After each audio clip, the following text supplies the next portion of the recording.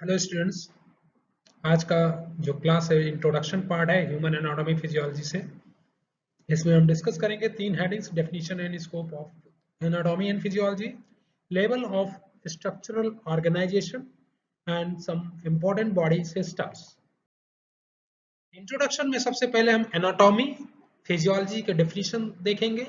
Anatomy क्या है? Study of structures of the body और any body parts and how those structure relate with each other. यानी कि इसमें हम क्या करेंगे, बॉडी का कोई भी ऑर्गन, सपोज कर लिए लीवर है, तो लीवर का जो स्ट्रक्चर हमें पढ़ना है। लीवर के अंदर क्या क्या सेल्स पाए जाते हैं, क्या क्या सिक्रीशन है, ये सारा जो भी स्ट्रक्चर उसका रिलेटेड हम जो भी स्टडी करेंगे वो हम उसे एनाटॉमी कहेंगे। And those structure relate with each other, और वो सारे स्ट्रक्चर आपस में कैसा उनका रिलेशन है, किस तरीके से एक दूसरे से रिलेटेड है, वो रिलेशन भी हम पढ़ेंगे एनाटॉमी में।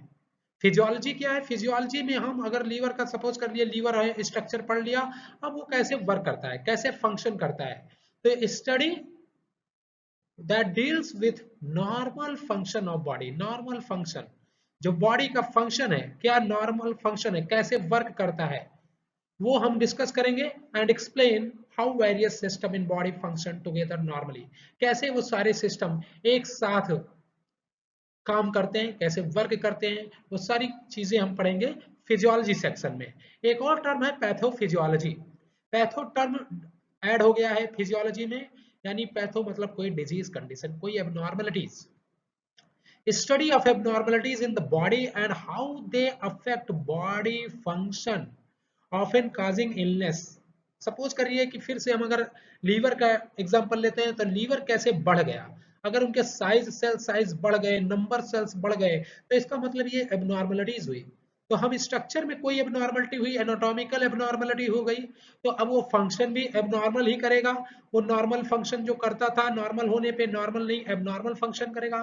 तो वो abnormal anatomy, abnormal in physiology, वो सारी एबनॉर्मलिटीज यानी डिजीज कंडीशन भी हो सकती है, वो कोई डिजीज कंडीशन को हम पढ़ेंगे तो पैथोफिजियोलॉजी में पढ़ेंगे। ठीक है। नेक्स्ट टॉपिक है लेवल ऑफ बॉडी ऑर्गेनाइजेशन। भाई, हमारी बॉडी को कैसे ऑर्गेनाइज किया गया है, कैसे कैसे बनाया गया है इसको, जो इसका सिंपल सिंपल फॉर्म क्या है और कॉम्प्लेक्स फॉर्म क्या है। जैसे हम इसको एक समझेंगे, बिल्डिंग कैसे बनती है। बिल्डिंग की इकाई क्या है? एक ईंट है। उस ईंट को भी अगर हम देखेंगे तो ईंट भी किसका बना होता है भाई? कौन से केमिकल्स का बना होता है? मिट्टी बना होता है, बालू मोरंग ये सब लगाते हैं तो ईंट बनती है। वैसे ही ईंट के बहुत सारे ईंट जोड़ते हैं तो दीवार बनती है, रूफ बनता है, फ्लोर बनता है। फिर उन सबको जोड़ देंगे तो हम एक रूम कहने लगेंगे। एक रूम, कई रूम बन गए, किचन, लैट्रिन, बाथरूम बन गया, प्लम्बरिंग कर दी गई, वायरिंग कर दी गई।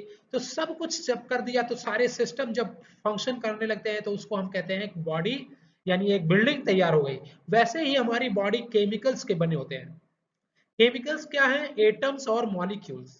एटम जैसे carbon, hydrogen, phosphorus, calcium, sulphur, ये सारे जो एटम्स है, आयरन, ये सब एटम्स और मॉलिक्यूल्स, जो कार्बोहाइड्रेट है, फैट है, प्रोटीन है, न्यूक्लिक एसिड है, ये एटम्स और मॉलिक्यूल्स के बने हैं हमारी बॉडी। बहरहाल हर एक चीज एटम्स के बने होते हैं, हर एक चीज में है, कोई प्लास्टिक है उसमें भी एटम्स होते हैं, वैसे ही हमारी बॉडी भी एटम्स और मॉलिक्यूल्स के बने होते हैं। ठीक है। तो ये केमिकल लेवल हुआ हमारी बॉडी का, केमिकल लेवल। अब हम उसको और तरीके से और आगे बढ़ेंगे, तो वो सारे जो मॉलिक्यूल्स हैं, वो मॉलिक्यूल्स मिल करके एक सेल बनाएंगे। जैसे वहां पे बारूद और मोरंग सब मिलकर एक ईंट बनाते हैं। बिल्डिंग की इकाई क्या है भैया? एक ईंट। वैसे हमारा जो सेल का निर्माण हुआ वो हमारी बॉडी की इकाई है, लाइफ की इकाई है। बेसिक यूनिट ऑफ लाइफ कह सकते हैं इसको, बेसिक यूनिट ऑफ बॉडी कहते हैं किसको? सेल को। कैसे बने? Molecules combine to form cells which is a basic unit of body or basic unit of life। हम आगे पढ़ेंगे इसी में, मसल सेल पढ़ेंगे, नर्व सेल्स पढ़ेंगे, एपिथेलियल सेल्स पढ़ेंगे। ठीक है। अब हम आगे चलते हैं एक और लेवल पे, टिश्यू लेवल। यानी कि ईंट से अगर हम जोड़ते जोड़ते चले गए तो दीवार बनाए, वैसे ही सेल्स को आपस में जोड़ते चले गए, सिमिलर सेल्स को जोड़ते गए तो टिश्यू बन जाएगा। जैसे मसल सेल्स को जोड़ते जोड़ते चला जाता है, मसल टिश्यू बनेगा। एपिथेलियल सेल्स को जोड़ते जाएंगे तो एपिथेलियल टिश्यू बनेगा। तो इस तरीके से एक टिश्यू बन गया। Tissues are the group of cells with similar structure and function, similar structure and function. चार तरह के हम सेल्स देखेंगे, epithelial cell, connective cell, muscle cell, nerve cell, ये sorry nerve tissue, muscle tissue, connective tissue, epithelial tissue, इन चारों को हम डिटेल में बाद में पढ़ेंगे। अब टिश्यू का बन गया भाई, अब ये सारे टिश्यूज मिल करके एक ऑर्गन तैयार करेंगे। जैसे दीवार, रूफ, फ्लोर मिल करके एक रूम बनाते हैं, वैसे चारों तरह के टिश्यू ये मिल करके एक ऑर्गन बनाएंगे। Organs are the group of tissues that contribute to specific function, और कोई स्पेसिफिक फंक्शन ये परफॉर्म करेंगे जो ऑर्गन बनेगा। जैसे किडनी बना दिया भाई, किडनी बन गया, किडनी में एपिथेलियल टिश्यू भी है, कनेक्टिव टिश्यू, मसल टिश्यू भी, नर्व टिश्यू भी। तो ये किडनी बन गया, किडनी का काम क्या है भाई, एक्सक्रीशन, यूरिन फॉर्मेशन। वैसे ही लीवर है, लीवर बन सकता है तो लीवर बना दिया, लंग्स बना दिया, स्टमक, और इन सबका अलग अलग स्पेशल फंक्शन है। लंग्स का रेस्पिरेशन में, स्टमक का डाइजेशन में, और लीवर का मेटाबॉलिज्म और डाइजेशन में। ऐसे ही ऑर्गन्स को मिल करके, कई ऑर्गन्स मिल करके सिस्टम बनाते हैं। जैसे बहुत सारे रूम्स मिल करके एक फ्लैट तैयार हो गया भाई, तो अब एक सिस्टम तैयार हो गया, groups of organs that work together to perform specific function. यानी कि यूरिनरी सिस्टम, जैसे एग्जांपल के तौर पे समझते हैं हम, यूरिनरी सिस्टम बन गया। यूरिनरी सिस्टम में कौन कौन से ऑर्गन्स आते हैं, kidney, ureter, urinary bladder and urethra, इन सारे ऑर्गन्स मिलकर के इन्होंने एक सिस्टम तैयार कर दिया जिसको हमने कहा यूरिनरी सिस्टम। इनका काम क्या है, सारे कंट्रीब्यूट करेंगे formation and elimination of urine, एक स्पेसिफिक फंक्शन है। अब रेस्पिरेटरी सिस्टम अगर हम पढ़ने जा रहे हैं तो उसमें ट्रैकिया है, लैरिंग्स है, एल्वियोलाई है, लंग्स है, ब्रोंकाई है। तो ये सारे ऑर्गन्स मिलकर के क्या बना दिए, रेस्पिरेटरी सिस्टम। इनका काम क्या है भाई, रेस्पिरेशन है। Stomach, small intestine, liver, pancreas, oral cavity, ये सारे मिलकर के डाइजेस्टिव सिस्टम बना दिए। इनका काम क्या है, डाइजेशन है। तो ऐसे सिस्टम हम डिस्कस करेंगे। अब सपोज कर लीजिए भाई सिस्टम एक तैयार हो गया, फ्लैट तैयार हो गया, अब उसमें हमने सर्कुलेटरी सिस्टम डाल दिया। सर्कुलेटरी मतलब कि पाइपलाइन बिछा दिया, वाटर सप्लाई हो गया, इलेक्ट्रिक वायर हो गया, फर्नीचर वगैरह लगा दिया, सब कुछ सेट कर दिया, सारे सिस्टम, ड्रेनेज सिस्टम हो गया और सप्लायर सिस्टम हो गया, सब कुछ हो गया। तो अब हम उसको क्या कहेंगे, एक बिल्डिंग तैयार हो गई। जब सारे सिस्टम फंक्शन करने लगते हैं, नॉर्मली फंक्शन, प्रॉपर फंक्शन करेंगे, तभी हम उसको बिल्डिंग कहेंगे। अगर कोई भी चीज कमी है उसमें तो अभी बिल्डिंग कंप्लीट नहीं है। तो बिल्डिंग बन गई, यानी कि अब सारे सिस्टम जब प्रॉपर फंक्शन करने लगे तो उसी को हम कहेंगे एक इंडिविजुअल तैयार हो गया, एक ऑर्गेनिज्म, न्यू ऑर्गेनिज्म तैयार हो गया। Any individual in which all organ system functioning properly. तो ये हो गया ऑर्गेनिज्मल लेवल, यानी पूरा बॉडी सिस्टम मिलकर के बॉडी बना दिया। अब नेक्स्ट है इंपॉर्टेंट ऑर्गन सिस्टम। ये सारे सिस्टम हम यूनिट वाइज डिस्कस करेंगे, कुछ फर्स्ट सेमेस्टर में, कुछ सेकंड सेमेस्टर में। लेकिन अभी हम इसको एक ब्रीफली समझ सकते हैं कि कौन सा सिस्टम क्या, मेन रोल क्या है भाई, इसको डिटेल में हम पढ़ेंगे सिस्टम में। अब सबसे पहले इंटेगुमेंट्री सिस्टम है। इंटेगुमेंट्री सिस्टम मतलब स्किन। इंटेगुमेंट्री सिस्टम में आ जाते हैं स्किन और नेल्स, हेयर्स, ये सब आ जाते हैं। कोई ग्लैंड है, स्वेट ग्लैंड है, या सेरुमिनस ग्लैंड है, कोई एक्सेसरी ग्लैंड जो सिक्रीट कर रहे हैं, इनको हम कहते हैं इंटेगुमेंट्री सिस्टम में आते हैं। इंटेगुमेंट्री सिस्टम में मेन काम होता है भैया स्किन का। स्किन का काम क्या है, is a barrier to pathogens and chemicals. कोई केमिकल ना इंटर कर पाए बॉडी के अंदर, पैथोजन कोई इंटर ना कर पाए, उसके लिए ये बैरियर का काम करते हैं स्किन।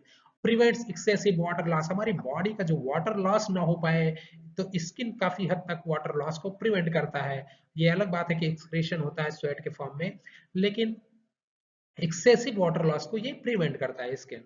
स्केलेटल सिस्टम क्या है, हमारे बोन्स है, हमारी बॉडी में स्केलेटन है उसी को। अगर ये स्केलेटन ना हो तो हम खड़े भी ना हो पाए भाई। तो सपोर्ट करता है बॉडी को, protect internal organs and red bone marrow, हमारे जो इंटरनल ऑर्गन है जैसे ब्रेन को स्कल कंप्लीट प्रोटेक्ट करता है।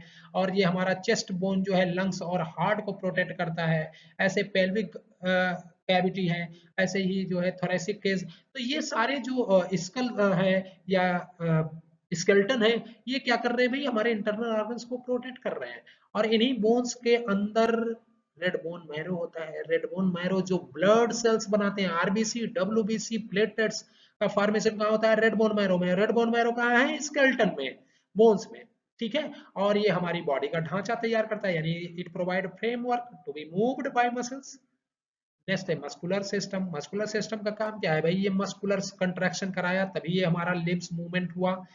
हाथ पैर का जो मूवमेंट हो रहा है, जो विसरल स्मूथ मसल्स हैं, विसरल वाले वो इंटरनल ऑर्गन्स का कंट्रैक्शन रिलैक्सेशन कराते हैं, स्टमक कंट्रैक्ट कर रहा है, रिलैक्स कर रहा है, स्मॉल इंटेस्टाइन में कंट्रैक्शन रिलैक्सेशन हो रहा है, हार्ट में कंट्रैक्शन रिलैक्सेशन हो रहा है, लंग्स में हो रहा है कंट्रैक्शन रिलैक्सेशन। तो यहाँ पे जो भी कंट्रैक्शन रिलैक्सेशन हो रहा है वो किसकी वजह से हो रहा है भाई? स्मूथ मसल्स की यानी मस्कुलर सिस्टम की वजह से हो रहा है मूवमेंट। ये ऑर्गन लेवल पे भी हो सकता है, बॉडी पार्ट्स पे भी हो सकता है। And they muscle these muscles produce heat also, तो हीट भी प्रोड्यूस करते हैं ये। नेक्स्ट है नर्वस सिस्टम। नर्वस सिस्टम मतलब ब्रेन, स्पाइनल कॉर्ड, न्यूरॉन्स सारे मिलकर के नर्वस सिस्टम बनाते हैं। कोई इंफॉर्मेशन लेके जाना है तो न्यूरॉन्स के थ्रू ब्रेन में लेके जाएगा। जो भी बॉडी का जो मूवमेंट है, किसी इंटरनल ऑर्गन्स का मूवमेंट है, किसी ग्लैंड का सिक्रीशन करवाना है, तो ये सारा सिस्टम कौन कंट्रोल कर रहा है भैया? नर्वस सिस्टम हमारा नर्वस सिस्टम कंट्रोल करता है। Regulates the body function such as movement and electrochemical impulse movement होता है इसमें। सेंसरी इंफॉर्मेशन जाता है, मोटर इंफॉर्मेशन जाता है। तो ये सारा सिस्टम हम पढ़ेंगे, ये सारी चीजें प्रोसेस पढ़ेंगे नर्वस सिस्टम में। नेक्स्ट है सर्कुलेटरी सिस्टम। अब सर्कुलेटरी सिस्टम में क्या भैया? हार्ट और ब्लड वेसल्स आते हैं। हार्ट ब्लड को पंप करता है और ब्लड वेसल्स के थ्रू हर एक सेल्स को सप्लाई होता है क्या? ऑक्सीजन और न्यूट्रिएंट्स। अगर ये सर्कुलेटरी सिस्टम ना हो तो सारी बॉडी में जो ऑक्सीजन है, न्यूट्रिएंट्स जो सेल्स रिसीव कर रहे हैं वो कैसे करेंगे? और ये फिर सेल्स अपना कार्बन डाइऑक्साइड और जो वेस्ट प्रोडक्ट है वो भी ब्लड के थ्रू जो है बाहर ट्रांसपोर्ट कर देते हैं। तो जो ब्लड चला जाता है किडनी में, उसका एक्सक्रीशन करवा देता है, फिल्टर वगैरह होता है। जो कार्बन डाइऑक्साइड है वो लंग्स में एक्सपोर्ट कर दिया जाता है और लंग्स से फिर हम उसको बाहर एनवायरनमेंट में एक्सहेल कर देते हैं। तो ये सर्कुलेटरी सिस्टम का काम हो गया भाई। ब्लड सर्कुलेटरी सिस्टम ऑक्सीजन और न्यूट्रिएंट सप्लाई करता है और वेस्ट प्रोडक्ट को रिमूव करता है बॉडी से। नेक्स्ट है एंडोक्राइन सिस्टम। सबको पता है कि ये भैया हार्मोन्स, एंडोक्राइन ग्लैंड्स क्या सिक्रीट करते हैं? हार्मोन सिक्रीट करते हैं। और ये हार्मोन्स हमारी बॉडी में बहुत सारे जो फंक्शन करता है, हमारे ग्रोथ के लिए ये रिस्पॉन्सिबल है, रिप्रोडक्शन के लिए एंडोक्राइन सिस्टम रिस्पॉन्सिबल है, मेटाबॉलिज्म हो रहा है बॉडी में कहीं पे तो ये हार्मोन्स रिस्पॉन्सिबल है। ऐसे बहुत सारे वर्क्स हैं जो एंडोक्राइन सिस्टम करता है, बॉडी में रेगुलेशन का काम करता है। डाइजेस्टिव सिस्टम, हम जो भी मटेरियल खाते हैं कार्बोहाइड्रेट के रूप में खाते हैं, प्रोटीन के की तरह खाते हैं, प्रोटीन्स लेते हैं और फैट लेते हैं। अब फैट, प्रोटीन, ये सब ये क्या है कि ये सब सेल्स इसको एब्जॉर्ब नहीं कर सकते हैं। इसको सेल्स एब्जॉर्ब नहीं करेंगे। एब्जॉर्ब कहाँ से होगा? जब जब तक ये सिंपल कंपाउंड में नहीं कन्वर्ट हो जाएगा। सिंपल कंपाउंड में कन्वर्ट करके रहेगा कौन? डाइजेस्टिव सिस्टम, हमारा स्टमक, हमारा स्मॉल इंटेस्टाइन, लीवर हेल्प करेगा इसमें, पैंक्रियाज हेल्प करेगा। तो कॉम्प्लेक्स फूड को सिंपल फूड मटेरियल में चेंज कर देंगे जिससे कि वो एब्जॉर्ब हो जाए और बॉडी सेल्स उसको यूज कर पाए। रिप्रोडक्टिव सिस्टम क्या है भाई? रिप्रोडक्टिव सिस्टम में हमको पता है मेल्स जो है स्पर्म प्रोड्यूस करते हैं, फीमेल एग प्रोड्यूस करते हैं और इनके बीच में फर्टिलाइजेशन होता है। फर्टिलाइजेशन से जाइगोट बनता है। जाइगोट वो इम्प्लांट होता है एम्ब्रियो यूट्रस में, वहीं पे ये एम्ब्रियो बनते हैं। एम्ब्रियो से फीटस, फीटस का डेवलपमेंट होता है और फिर डिलीवरी होती है और न्यू बेबी जनरेट होता है। तो रिप्रोडक्टिव सिस्टम क्या है भाई? नेक्स्ट जनरेशन प्रोड्यूस करना। रेस्पिरेटरी सिस्टम क्या है? रेस्पिरेटरी सिस्टम में ऑक्सीजन और कार्बन डाइऑक्साइड का एक्सचेंज होता है। हमारी बॉडी सेल्स को ऑक्सीजन चाहिए और उनका जो कार्बन डाइऑक्साइड है उसको हमें बाहर निकालना है। तो वो सेल्स का जो एक्सचेंज हो, ऑक्सीजन कार्बन डाइऑक्साइड का जो एक्सचेंज हो रहा है वो रेस्पिरेटरी सिस्टम। रेस्पिरेशन बहुत इंपॉर्टेंट सिस्टम, इसको भी हम डिटेल में पढ़ेंगे। नेक्स्ट है यूरिनरी सिस्टम। यूरिनरी सिस्टम का काम क्या है भाई? हमारे जो वेस्ट प्रोडक्ट है, यूरिन जो फिल्टर हुआ, किडनी जो फिल्टर किया, उसी यूरिन फॉर्मेशन किया और यूरिन को बॉडी से बाहर निकालना है जिससे कि हमारा ब्लड वॉल्यूम मेंटेन रहे। हमारा ब्लड को पीएच को भी मेंटेन करता है urinary system, acid base balance maintain करता है। तो यूरिनरी सिस्टम का वेस्ट प्रोडक्ट रिमूव करना, ब्लड वॉल्यूम को रेगुलेट करना और एसिड बेस बैलेंस को मेंटेन करना। तो ये हुआ यूरिनरी सिस्टम। ऐसे बहुत सारे सिस्टम, ये सारे सिस्टम हम डिटेल में पढ़ेंगे। नेक्स्ट क्लास हम और कोई टॉपिक लेके आएंगे। आज की क्लास में इतना ही। Thank you very much. आपको नोट्स इस टेलीग्राम चैनल से आपको ये नोट्स मिल जाएगा। आप प्लीज इस वीडियो को देखें, समझें और उसके तुरंत बाद ही आप नोट्स पढ़ें ताकि समझ में आ जाए। उसके बाद आपको दोबारा पढ़ने की जरूरत नहीं पड़ेगी, मेरी guarantee. Thank you very much.